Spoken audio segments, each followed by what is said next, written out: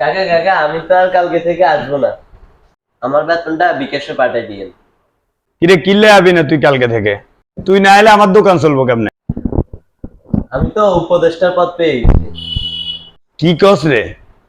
তুই এত বড় পদ কি করে পারলি? এগুলা তো আসলে অনেক বড় বড় ক্যান্ডিডেট থাকে। আসলে আমি তো ওই যে আন্দোলন যখন চলছিল তখন মানুষে পানি টানি খাওয়াইছি, ওইগুলা দেখতে মানুষ ইউটিউবে ভিডিও টিডিও, এই সুবাদে আমার এই প্রধানমন্ত্রী উপদেষ্টা বানিয়ে দিছে, পানি উন্নয়ন বোর্ডের উপদেষ্টা। তাইলে আমার আবার কি হইব রে? তুই যদি চলে যাস আমার তো ব্যবসা বাণিজ্য সব লাটে উঠা যাইব। তুই যদি উপদেষ্টা হয়ে যাস তাহলে আমার কি অগতি?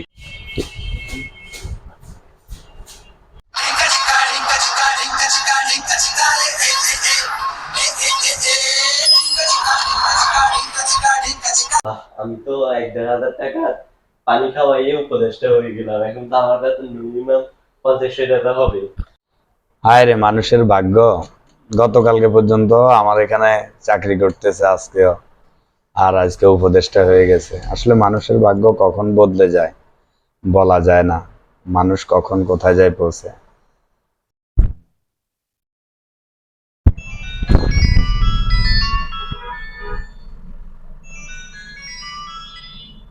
জি হ্যালো, আসসালামু আলাইকুম।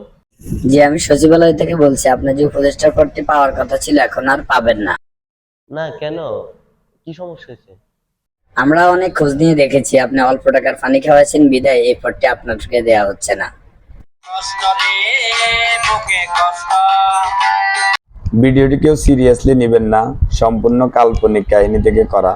যদি কারোর সাথে এটা মিলে যায় সেটার জন্য আমরা ক্ষমা